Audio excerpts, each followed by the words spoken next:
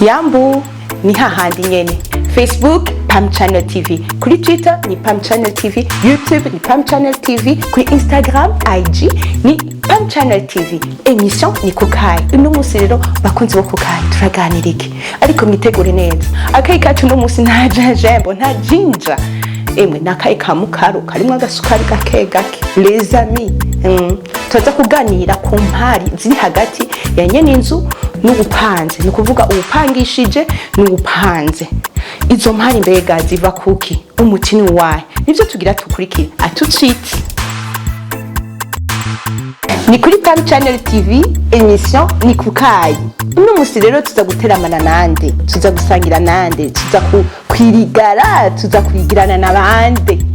Ndi kumwe na Billy mbonye ngingo. Arno sinakibagira arakunda yuko ndakavuga cyane. Billy ni sawa? Ni sawa cyane. Umerewe neza? Yego. Aha ni kukai. Sana tu. Uzokubaza uzongera ati nashitse kuri Pam Channel TV. Merci. Unaho kaba yaserukiye abasanzwe bapanze. Ego. Umutumi wa kabiri kuri Pam Channel TV muri émission kukai akaba yitwa Flavie Française. Bashimwe n'umuzi ko hariyo ngamu gisagara abantu bitwa gutyo Française. Ntihagire uvuga ngo Française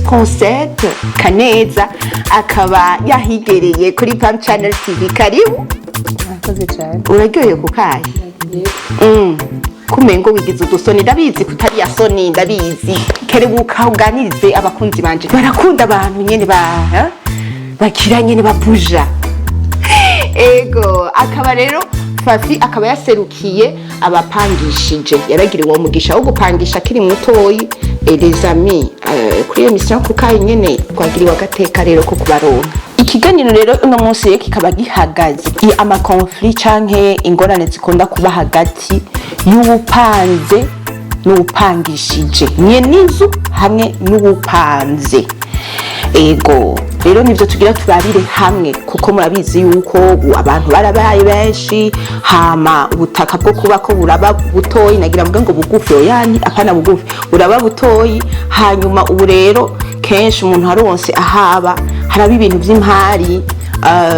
nuwo apangiye canke uwo upangishije akagira impari n'uwupanze. Ego nivyo tugira tuganira. Donc reka mbaze ikibazo ca mbere. Biri ni sawa? Mbega hajyaga Biri imigenderanire yari kwiye kumera gute hagati y'uwupanze hamwe na nyen'inzu?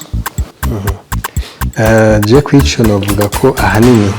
imigenderanire yaza kuba myiza kuko canda bifata nko kumenga hari ikintu kibahuza. Ico kintu kibahuza ni inzu. Umwe hari ubukene yarafise yari inzu, uwundi hari ico yarafise adafise umuntu akijamwo. No kuvuga ico kibahuza ni inzu. Iyo migenderanire rero yategeza kuba myiza kuko iyo baye myiza no kuvuga n'ibindi byose bica bigenda neza. Kuko nibaza ko iyo bitanguye kuba bibi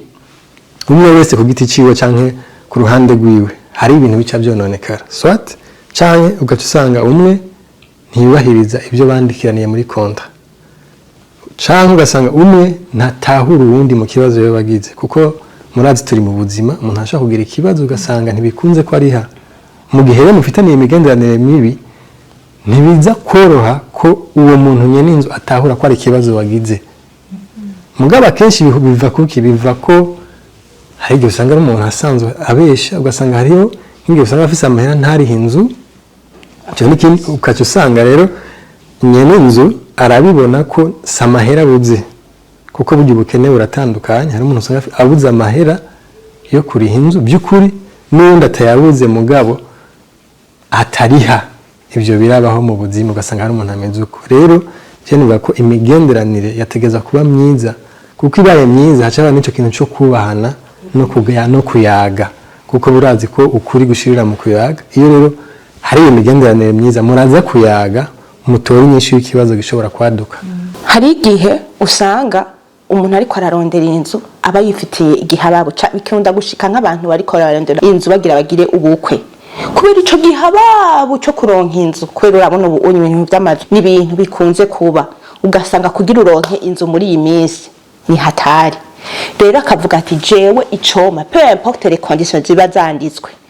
nta kibazo kiza kuma gusa iyo nzu nkayishikamwo jewe nta bindi ntarabe na kontra ibyo wanditse rero hakaca haza ugasanga aratanguye kutubahiriza ibyanditswe muri kontra. Mbega izo nyifato ziva kuki Gabiri?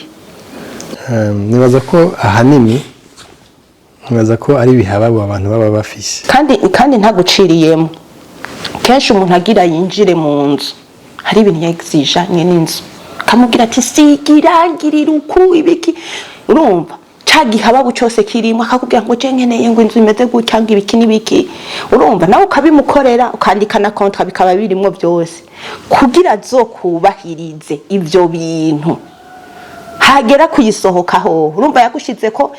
pression ngo sigira shaka imiryango ya rouge shaka ibiki, mugabo hagera yuko ayigusubiza canke hagira ko yubahiriza ibyo mwandikiraniye bikaba ibindi bintu, ariko akibagira yuko yaje afise amamezi. Izo nyifato ziva ku Gabiri? Izo novuga ko ziva ku kamere muntu, n'umuntu abasanzwe ameze uko, kuko si bose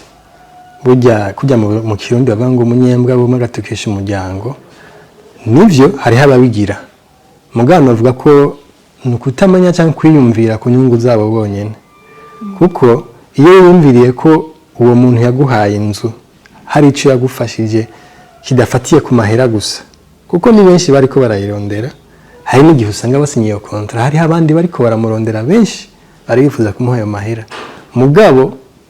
yarahisemwe wewe mwaraganiriye hanyuma araguha iyo nzu. Rero nk'abapanze ntukwiye kwiyumvira ku ngorane zawe wenyine,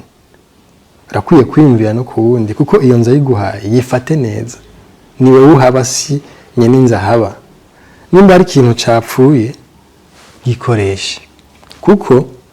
gifasha wewe n'umuryango wawe. Benshi rero barakunda kuca bafatira ku kintu ngo hari ibintu ngo umuntu apangi nyen'inzu ategerezwa kuza gukora. Nibyo hari ibyo usanga byanditswe muri kontra nk'ibintu binini dufata inzu isambutse biragoye upanze kuca uyikoresha, mugabo hari utuntu duto amatara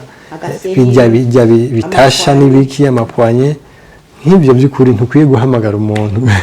yaguhaye iyo nzu. Erega rimwe na rimwe nuko twiyumvira akenshi ku nyungu z'umuntu umwe ku giti ciwiwe, ariko tugize ibyo bintu byo kumva ko hari ico muri ko murafashanya mu buzima, kuko nagomba kubwire iyo ubanye neza na nyen'inzu nta kintu kiryoshe nk'ico. Uraryama ugatuza, mugabo mu gihe hari kibazo canke ingorane ziri hagati y'ivyo yanyu muri babiri, naho utahantu uryoherwa, naho usinzira ntugira agatiro nk'akajya nyene wari kuronka mu gihe hari imigenderanire myiza. Rero novuga ko abo bantu batabikora canke kutabikora ni ukutamenya, kuko uwari kurizibirira n'ibyo bintu byose byagufasha kubaho neza mu buzima, kuko ntukwiye kwiyumvira ku nzu yonyine, ntuyibamwe wenyine. Urashobora kuba ufise umuryango, rero iyo uriko urafata nabi canke uriko urizemanda canke uri kuriyobagiza ibyo bategereza gukora, uba uriko urakwegera n'umuryango wawe. Cyo rero ke benshi nico batamenya. Novuga rero ko hanini ni ukutamenya canke no kwikunda. Mbega Fafi, wowe urapangishije, Imana yarakugiriye ubuntu, n'ubuntu bugirirwa abantu bakeya vraiment. Urapangishije, nizihe ngorane ukunze kubona abantu bapanze bakunda kugira, ugasanga zizanye imigenderanire mibi, ico hakaca hazicuka gushika wumva utakimusupport? Reka ndaguha nk'akarorero. Hariho nk'abapangayi usanga uramuhaye inzu isa neza imeze neza, hama wamara kumuha inzu wowe donc ubumuhaye ti ni nko kumubwiye ati guhera uno munsi ni wawe, jewe sinzoza kukuraba ngaha, numva nubundi kuko umubumuhaye haba abaninze ategerezwa kuyifatira nkahi wiwe nyene. Hama ugaca usanga imiryango nk'abijya yariko aravuga umuryango wavuye urashobora kuvamo swati, hari ukuntu abantu nimba yashavuye nimba yagizika agakubita ku imiryango akagira iki, ugasanga umuryango uravuyemo, oyo kusubizamo acatereka ajya ku ruhande, oya nawe mekako agatereka ku ruhande. Ibyo byarambayeko, gatereka umuryango ku ruhande, hama akibera huko we nta stress yifitiye nta ngorane. Hama ugasanga inzu wayimuhaye kugira yibemo mu kuyimuha wewe waramwizeye yuko azoyifata nk'iyiwiwe uriko urumva waramwizeye ko azoyifata nk'iyiwiwe ugasanga n'ahantu asigaye adandariza amamesa adandariza amakara ntiwamuhaye hadaja kudandariza wamuhaye aza kuba ahantu nawe we wumva wishimiye ko wahagize heza hashobora kuba umuntu ufitiye confiance donc wizeye ivyo birashobora gutuma uwupangishije nawe nyene bimubabaza ugasanga mutanguye kugira imigenderanire itari myiza hari ikindi kintu gishobora kubabaza uwupangishije hari igihe uwupanze ashobora kutariha regidezo sivyo ari mu nzu ni responsabilité ziwe amazi niwe ariko arayakonsoma si nyen'inzu ariko arakonsoma amazi ugasanga ararondeye kubera amaze kubona ko facture yarabaye ndende facture irashobora kuba ndende hama umuja kumuraba we nuja kumuraba mugenda kumuraba hama hariho ama procedure bafata bakavuga bati umuntu kubera atariko arariha amazi reka tumukatira amatara uriko urumva kuko kubera abona ko amatara bayaciye kandi bayaciye kubera atariha amazi navyo bikubwira uko facture yarabaye nininya agaca atangura kurondera inzu yindi akagenda atakubwiye cyangwa akakubwira ati je ngenda gusubiza inzu yawe urumva wewe ntuza kurara ngaho kugira ngo ubone ko atamatara ahari kandi urumva yagiye arashobora no kukubwira ati urashikira inzu yawe jewe tuzovugane ibimaze kononekara canke ugasanga yaramaze gukonsoma ya avance yiwe numva hari igihe aba yarishe avance rero ugasanga we kubera amaze kuromarka ca kibazo ca facture y'amazi ugaca usanga araja arakubwira ati urumva je ngira ntangure kwiri avance urumva ntavyuzi ntuzi vyabaye nakimuzi peut-être ko yifitiye ibindi bintu winjira muri vie privée y'umuntu urumva agira yiri avance ntuzi vyononekaye hanyuma agacengera nk'ubu hasigaye nk'ukwezi kumwe kugira ngo avance ihere ahubwo ati nje rero ndagiye umva yaronse inzu ahandi wamara kwinjira muri yanzu kuko hari ikintu kimwe gihora kitugora nk'abapangishije iyo umaze kumuha inzu biragoye kwinjira mu nzu wiwe ugume winjira kushaka kuko mu gihe wayimuhaye yitwa ko ari hari ico nza kuvuga ko ngaho wonye hariho n'abapangishije bagira amakosa ndaza kukivuga ko nico onye urumva ugasanga wewe winjiye muri yanzu uyinjiyemo kuko ayivuyemo donc ugiye kuraba rero ibintu vyamaze kononekara sanga wa muryango yaratetse nkariya par exemple ugasanga hahantu ni mu mamesa ngira niho baranguriza amamesa peut-être navyo nzi niho baranguriza amakara byageze kutubako ugasanga gazo yawe wewe ukungene wari wamenajije urupangu rwawe jardin yaravuyeho barashizeho imifuko y'amakara huzuye amakara urumva nikintu murabizi ngene ibintu bigoye inzu uri kura entretena ushaka ko urazi ngene bitwara amafaranga menshi hari naho niyo garantie bayaguhaye idakwira mugabo kubera wowe uvuga uti reka ndayihe valeur azobahanaguwe neza ego ntasubire kubona la valeur y'inzu wamuhaye wewe yibonera iki cakindi yavuga uyu biri ati intérêt yiwe ariko yibonera inyungu ziwiwe donc nironkera ahasi wanje azobikora wana urumva ugaca ugenda ukaraba ntatara na rimwe ririmo hari igihe rero abapangayi usanga hariho n'abapangayi babahimbiri ugasanga n'ama ampure yose yarakuyemo agaca yimuka twaye uriko urumva ivyo birabaho hama cyangwa ugasanga hariyo abayakurayo ugasanga n'inzu ari birohori gusa hama ugashiraho ayo matara hanyuma kadazimvye 14,000 rero hariyo bamwe babigize vraiment je babisiguriye ati twasanze inzu ari kirohori dushiraho amatara ya 14,000 12,000 Nico kiri urumva nta kuntu je no yamusigira ibintu byose ibyo twavuganye nacyo ndayarandura nkayajana mutama birumvika ico gihe nibaza ko imigenderanire iba yatose kare kuvuga ku ruhande rw'upangishije rero niko ndavuga kuri yoka nk'iyo onye aho onye uwupangishije arababara kandi amaze kubabara afata amadecision uko yumva ashaka hari abihangana akavuga ati ibi bintu reka nta kundi ni iwanje mugabo hari abatihangana abigira birebire urumva hariho naka zindi usanga umupangayi wewe ibintu byose ari umuntu w'umwana mwiza uko inzu wayimuhaye nuko nyine ubuyisanga mugabo ugasanga umupangayi ashaka kumenya ingene mubayeho apite upangishije ashaka kumenya ingene mubayeho mwatetse iki byagenze gute urumva amaze kumenya ingene byagenze aca atangura kubwira ati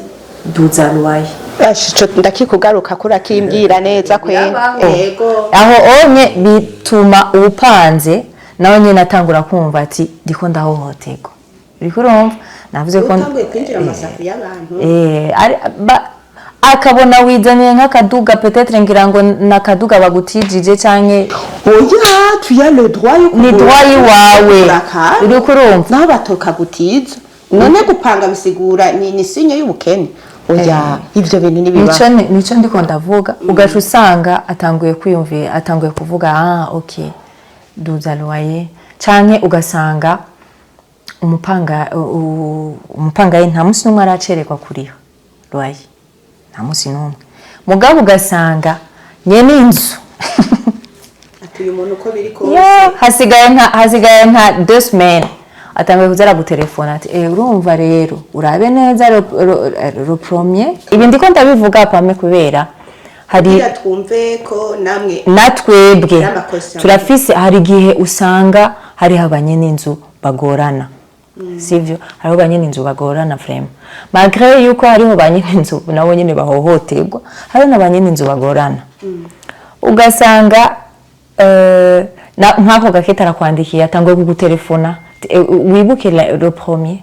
urumva kandi amafaranga nayo ndayakeneye avant le premier byokunda urumva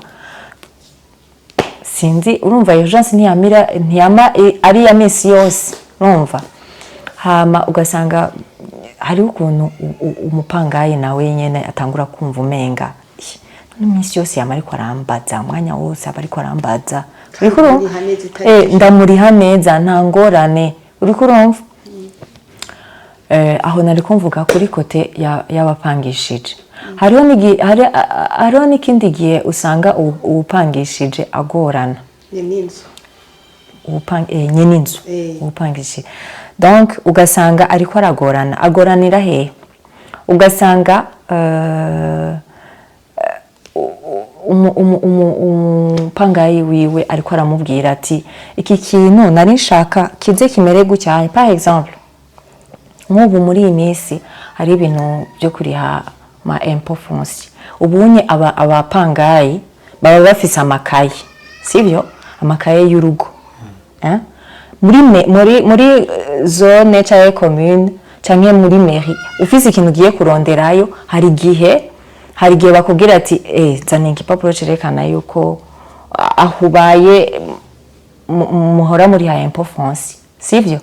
muri ha makori urumva ugasanga n'umupangayi waravuga uti ndi umupangayi baco bakubwira ati genda ubwire nyen'inzu wawe aduhe icerekana yuko uyu mwaka yoba yararishe muzenyi ikori ugasanga nyen'inzu aragukwefye aragize iki nawe warufise ikintu uri kurakenera warufise ikintu warugiye gusaba hariya muri mairie warufise ikintu warugiye gusaba kwandikisha umwana baragusaba amaeko byose barabigusaba ubu oye mugabo ugasanga wa nyen'inzu nibinda abasihondi cyangwa ugasanga ntarariha cyangwa ugasanga ntavyo yigeze ajamwo ntavyo yagiye kurondera ugaca usanga wewe nk'umupangayi uramerewe nabi kandi bivuye kuri nyen'inzu. Donc hariho utu devoir tumwe ba nyen'inzu baba bakwiriye kwishura, donc baba bakwiriye gukurikiza kugira ngo n'umupangayi wiwe yumva aguwe neza. Yego biri nyen'inzu arahejeje kutubwira ibintu bakunze guhura navyo abapangayi bakunze kubakorera bitabagwa neza. Mugabo naho nyene yavuze yuko hariyo nikosa nabo nyene bakunda kugira mu gihe barengeje urugero bagashaka kwinjira muri vie privée y'umuntu, ugasanga biriko bizana imigenderanire mibi. Sindakwibagiye nawe wewe waserukiye abapanzi mbega irya nyifato umuntu apanze bamuhaye inzu abona yuko umengo sigwiwe genre ati nicameneka iki kiyo sigwanje, ugasanga are ibaze ntuze ari mu nzu aremeye igitashe kiravunika bazoza gukora akampure gatoyi k'ibihumbi bingahe agatelefona nyen'inzu akantu gatoyi dazi umuryango wase gukora agatelefona nyen'inzu. Bijya bintu nibiki ijya nyifato iva kuki anatanda ko wishura jereka mbwire abakunzi bo kukayi murabona yuko turatuje cyane no munsi akayi mwari mumenyeye ka vibra ari bouger ariko murazi kitu ya pesa je nabwiye nta Kiswahili nzi mugabo ndiko ndagerageza ko turi muri yasi ari question ya pesa ari question y'amafaranga bitu bya kubouger no Igiswahili canje kikaba kigarukiye ngaha haca haza ibintu by'uguseri. Reka subiza ijambo umusaza hano.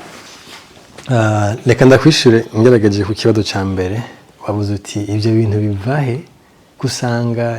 urugi rupfuye telefonanye n'inzu ikiyo cyamenetse ntugihinduye umuryango uraguye hasi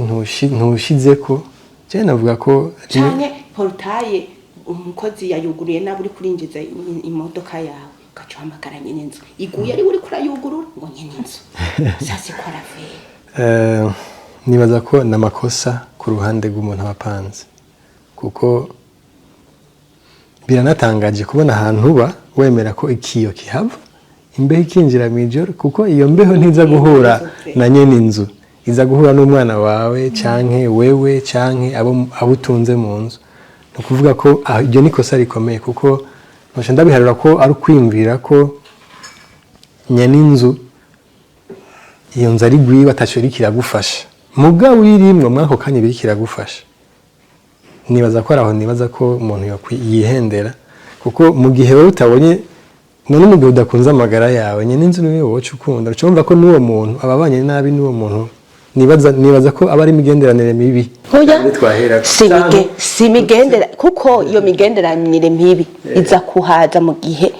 portaye biri winjiye muri portaye umuhaje umuyaga cyangwa umukozi yawuguruye nabi eske ni nyen'inzu aza gukoresha umuryango wakugwiriye ko ico kintu kiva ndabigira mu mici ibiri. Hari igihe usanga ivyo bintu biva ivyo bizana ingorane bizana neza cyane muga hari igihe usanga biva kukungene mubanye n'uwo muntu nyen'inzu kuko hariho nk'umuntu usanga atababarira fasile mugasanga nka nyen'inzu yaramugiriye nk'akantu ugasanga nka nyen'inzu yaramugiriye akantu katamunezereje kandi atigeze akosora ukaca usanga uwo muntu rero ni nk'imvu yo kwihora mugabo sivyo uri kuriyica kandi wibaza ngo uri kurihora. Je nibaza rero ko ico kintu twe dupanze twogihindura n'undi wese kuko iyo nzu mu gihe uyirimwe kifasha wewe n'umuryango wawe canke nabo mubana umuntu kuvuga rero ko ari urugi rusubize kuko ni uzogugara sinye ninza zogugara ni wagendego n'abashitsi bazobona ko inzu yawe ubamwo imeze nabi ntibazotukanye n'inzu utakoresha umwana azoyicako imucumite imugirire nabi. No kuvuga rero nibaza ko nikosa ku ruhande rw'abantu bapanze kandi bokosora kuko nje ndabivuga ati none uza gusanga ari ni cakindi nahera ku bwa mbere no kwimvira ku nyungu z'umuntu umwe mugabo ari ivyimvira bitari byo kuko ni wewe biriko birafasha n'umuryango wawe n'umwana wawe ni nuzoza kukuraba azobona kuba ahantu heza. Ikibazo ca kabiri ni iki hari gihe umuntu apanze kenshi benshi bapanze akakubwira ati nukuri je nta mahera mfise vraiment ingorane ziriho turazizi zirakunda gushika mugabo ugasanga muri yoka hama akakubwira ngo hari mu ngorane ntakurihe ukwezi kwa mbere ukwezi kwa kabiri ukamureka kubera ufise sense ya humanisme umuntu muri wewe hama warengana ku nzu yawe warengana uriko ragenda nk'ahantu ugaza usanga umunsi mukuru wabaze umukozi kubera abakozi niwe basumva inkuru abantu babindana akakubwira ati aha ndakubwiye hariko hacu wambaye gusa hariko haca bambaye amakarabati n'amashapo uriko uravyumva ukiyumvira ingene umaze iminsi urararubundi hari igihe rego ubufise nk'abana b'imfuvyi usanga aba papa wabo barabasigiye amazu ndabivuga kubera hariyo ka inzi abo bana iyo nzu niyo yabarikira ishure niyo yabambika niyo yabagirira byose hanyuma uwo muntu yarabapangiye akavuga ngo nta mahera ngo afise kwezi kwa mbere kurariha ukwezi kwa kabiri kurahera kandi babana mu rupangu abana urumva utwo twana twagenda gusaba amadeni ku ibotike gushikaho batubonye umuntu yakora ku ibotike akacavuga ngo mwe ni mubanze ngo mwegegwe uravyumva uwo muntu bari bapangishije hewe ari permeta kugira karahabutaka umunsi mukuru twana natwe tuzinze impuzu ku umukanda mu nzu hari haciye imisi ibiri barara batariye atamuntu numwe abizi uwo bapangishije nawe ntiyumva n'ikigongo ibitumbura teka ibiki byanda gutakiye baririmba basubira none nk'ico kintu vraiment kiva kuki cyo navuga ni ikintu nahereye ko kare mvuga kwiyumvira inyungu zawe wenyine nibaza ko ajya amasezerano tugirana na ba nyen'inzu ngenda yagereranya n'amasezerano tugiranira mu buzima busanzwe urabona ko hari abantu bagira mariage bagira ubukwe baremeranira ibintu mugabo bijya bintu sivyo bihagaze ku mubano wabo bihagaze ku mitima yabo kuko mu gihe mu mutima umuntu musezeranye mu bintu ugasanga umutima we uri kure nta mutima w'urukundo gufitiye ni bya bintu usanga muri ko muravana hirya y'ejo canke ejo n'inzu nibaza ko ari cyo kimwe mu gihe ari umuntu atimurira ku nyungu z'uwundi canke yimvira inyungu ziwe wenyene ntazokwigira yumva ko nyen'inzu yamwihanganiye amezi abiri hari icyo yamufashije kandi nahazo muri hamahera azona menga aribwe nico gitangaje nibaza rero ko uko nabivuze ayo masezerano nibyo arabahuza mugabo hari ikintu cy'ubuntu umuntu ategereza kuba afise nimba ufashe inzu yawe kandi sindakubesha hari umuntu uko wabivuze nyene burya ibintu byose biva mu kuri naho wowe washikiwe n'ikibazo ukakimubwira ntabitahure ejo azobimenya ko utegeze umubesha kubera hari igihe umuntu usanga atatahuye canke yibaza ko wamubeshe mugabo ukuri kwa magutsinda navuga rero buri munsi ko harakwiye kubaho ikintu cyo kuvuga ati ifo uko ubwo buntu ari bwo buranga abantu kujya n'uyu nyene yabivuze ati hariho abapangishije amazu bameze nabi nabo nyine usanga ubwo buntu atabwo bafise rero navuga ko twese hamwe ku mpande zose hakwiye kuba ubwo buntu buranga umuntu ari we wese jewe mpanze ngira ubwo buntu nimba nashikiwe n'ikibazo ndakimubwira agitahura atagitahura ndakimubwira hari gihe gabo aho ni mu gihe uri poli none uri ngaho gabiri jewe tuvuge nka fafi apangishije wagiye gukubita imisosi nanje maze imisi rubunda cyangwa utwo twana twipfuvye inje nkakagwatira ngaho nyene muri izo anniversaire cyangwa muri iyo misosi ngo byifata mu gute ni bibi ndafise ikintu nongera ko kuri ico kintu uri kuravuga Pamela hariho nk'akarorero nzi umuntu yarapangishije akaba apangishije ahantu hari donc bakora ibintu yari genre société sivyo nanje ngarukana ikibazo kuri wewe urapanze upangiye umuntu dufate uwo muntu nta kandi kazi afise afungura ayo mafaranga nyene yahupanze niyo donc niyo business yiwe akora kandi nico kimutunze cyo gituma atunga umuryango hama hagera kuri ankaruwaye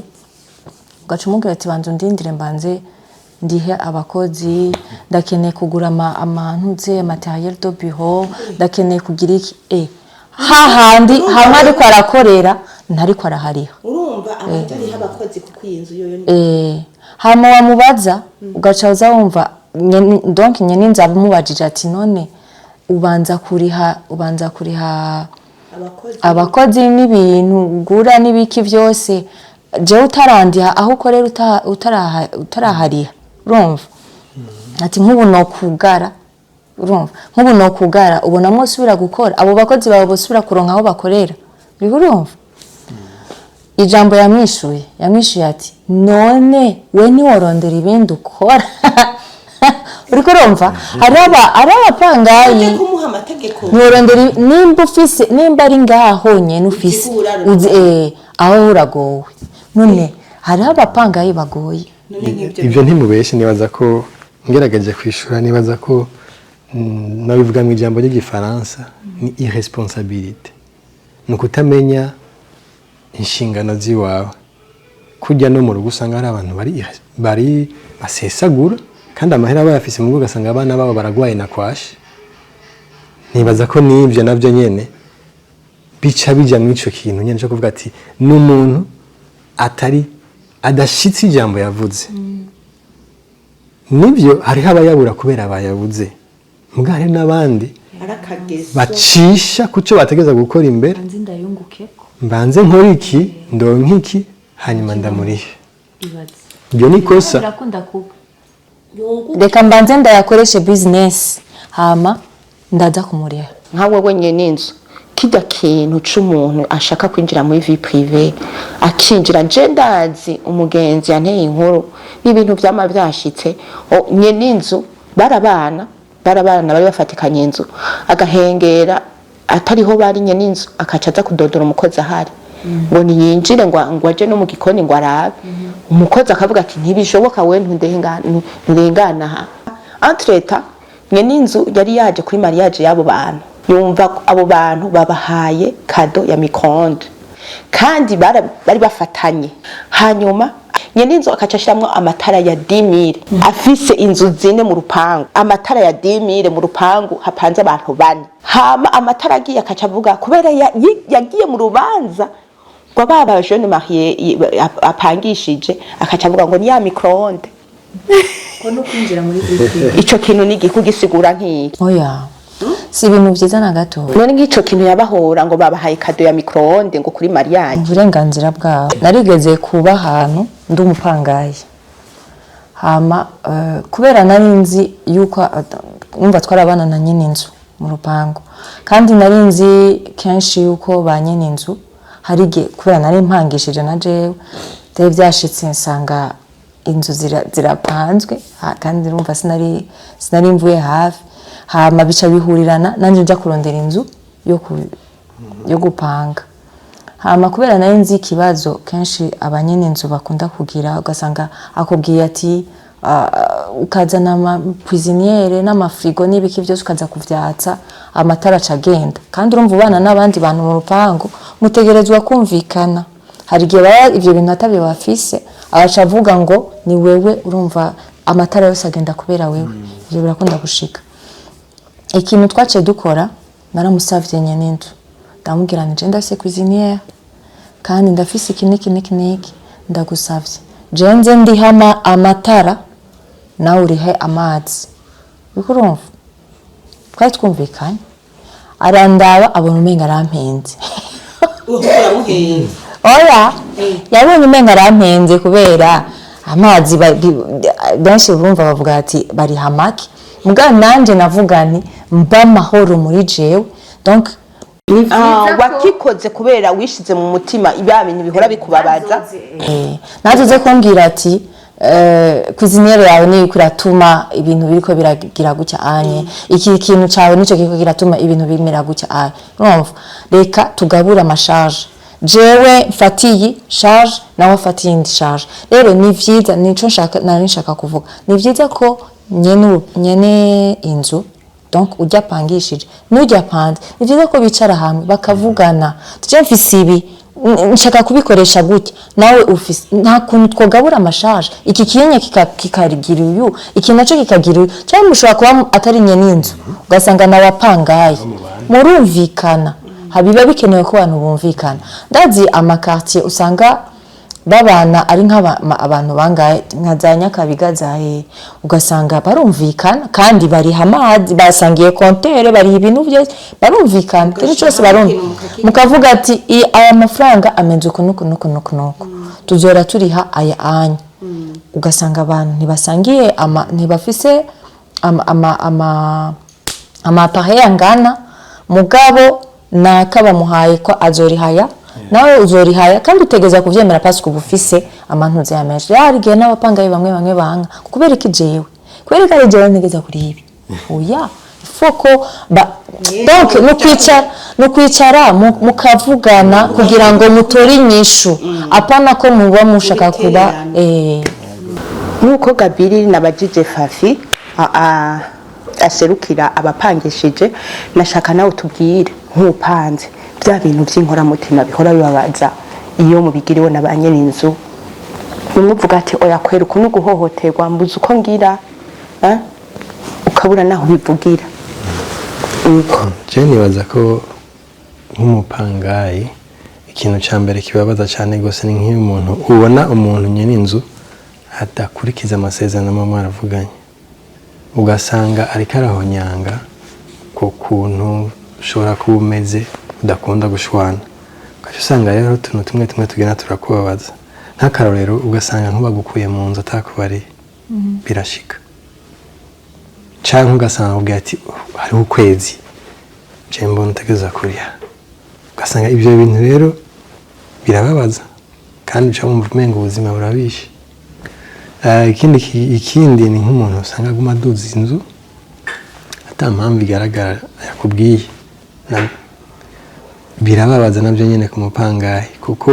ntusubira kwiyumva amahoro kumuzi ku mwanya wari wose ushobora gusanga ibyo bintu byabaye urazi ko uburyo bugoye umuntu agiye afise uburyo bubayabaye mugabo ariko aritunganya mu tundi tuntu ugasanga ari ibyo bintu ntibikoroheye nkawe ubupanze bikaba ngombwa kuvuga uti ahantu ndabona sinohaterera imbere ugasanga uri kurunguruza bica bigushira mu bindi bintu byo utari wateguye nko mu mwaka ugasanga bikwinjije mu kundi gutunganya kw'amahera y'iwawe cyangwa amahera y'umuryango ikindi nacyo ni kimwe twagenda turavuga nk'umuntu yinjira mu buzima bw'umuntu kuko je ndazi nk'umuntu agenda nk'umuntu byabaye ko umuntu amupangishije inzu ugasanga ariko atuka umupfasoni wiwe ivyo ni ibintu inzu akaza gutuka umupfasoni ego ni ibintu bitabaho byerekana ko umuntu atabona abafise kandi atubaha kubera cyico nohereza ko muri iki kintu kubera ni ngombwa ubaha umuntu kubera kubahana n'ikintu gikomeye kandi kiri ku muntu umwe n'ubundi igihe rero utimba ko wotegereza kubaha uyu cyangwa utegereza kubaha uyundi usanga biriko birakugora mu buzima ko usanga uriko urakorera ikibi utogikoreye kandi bidakwiye no gukorera ikibi umuntu n'umwe rero navuga ko ni byinshi mugabo ibyo nibyo bikuru bikunda gusanga biriko birababaza umuntu apanze nka wewe kandi turiko turasozera ikiganiro uravuze ibi bibabaza mu gihe uwupanze ibyo abanyen'inzu bakorera abapanze rero ni igiki wosaba ni igiki wosaba uba wiyatanze ko umunyen'inzu arespecta kuri wewe mu gusozera ubwira ijambo ubwiye bariko baradukurikira nka wewe ubupanze ni igiki usaba umunyen'inzu ko yo respecta mu byo mwumvikanye icyambere umuntu nyen'inzu ategerezwa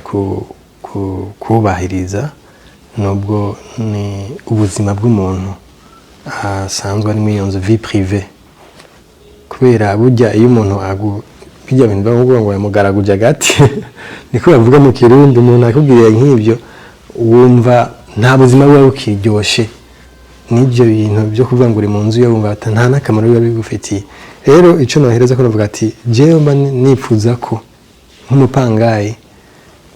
twumvikana n'uwampaye iyo nzu twubahana kandi hagize ikintu kiba tucumvikana tukicara tukagitorera inyishu kubera niho uca usanga n'ibindi bintu byose bishobora gushoboka rero navuga nti jewe mupangayi na nyen'inzu dukwiye kuba abantu twubahana urumva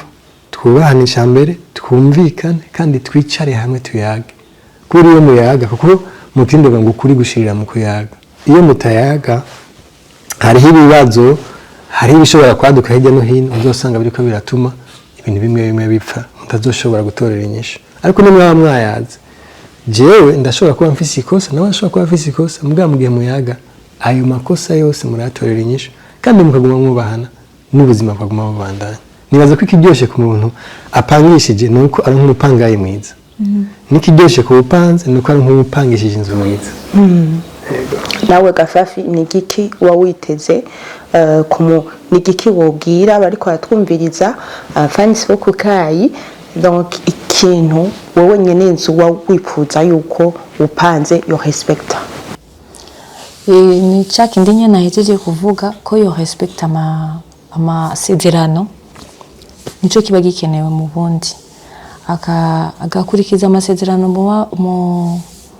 baba bahanye n'uwupangishije hanyuma najeho nditiza iryo jambo yaravuze ati ni vyiza yuko yaba uwupangishije yoronka umupangayi donc amwubaha donc rero no kwitiza iryo jambo yaravuze ati ni vyiza yuko yaba uwupanze yoronka uwupangishije umwana mwiza amutahura. Bakunzi bo kukayi rero murabona ko no munsi turiko kukayi mu kiganiro cacu kukayi twari dutuje cyane nabivuze vraiment nisaba imbabazi mwari mumenyereye kwa birigara mugabo kageze ku kintu c'amafaranga les amis ni ibintu byo kugenda gahoro buke tabyo gutsitara ngaho rero reka nshimire abatumire bacu numvise yuko banatubwiye n'intahe batubwiye ibyo bakunda batubwiye bababaza numva ko bagerageje gutuha content nziza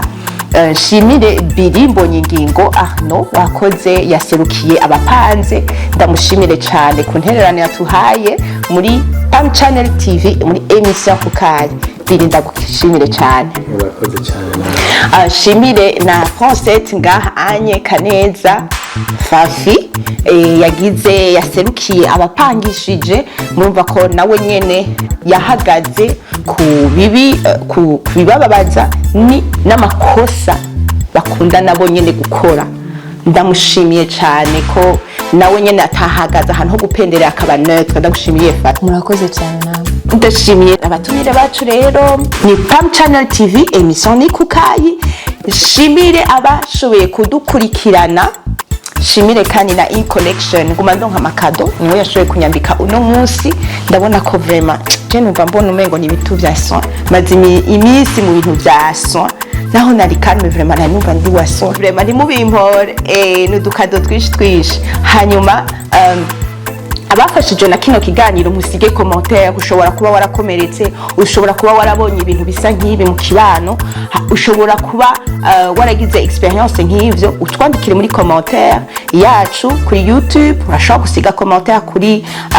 Facebook yacu kuri Twitter ya Pam Channel TV turiko twese donc turaguhaye kaze wibugire kugira ka like kandi wigere wibagire vraiment kugapartage aka émission kakunezereye vraiment les amis hanyuma vraiment nturabe gusa uno munsi ndabivuze ugende ugira kabone kugira uzurabona Tubiganire twinshi les amis rero na vendredi uduteke amatwi peace and love.